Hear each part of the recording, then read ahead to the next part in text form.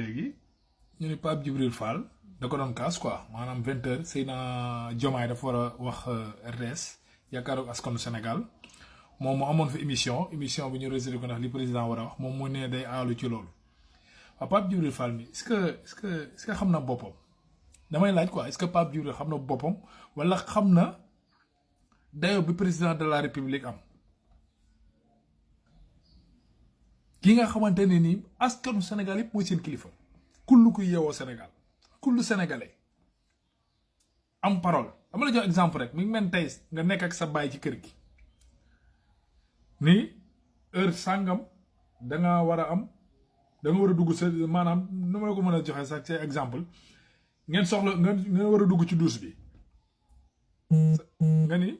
4 heures laay sangu sa papa toog ba mu neexu ma ni ah man de 4 heures mi bëgg naa sangu de imaginer nooy def da ngay sangu wala da ngay bàyyi sa bàyyi sangu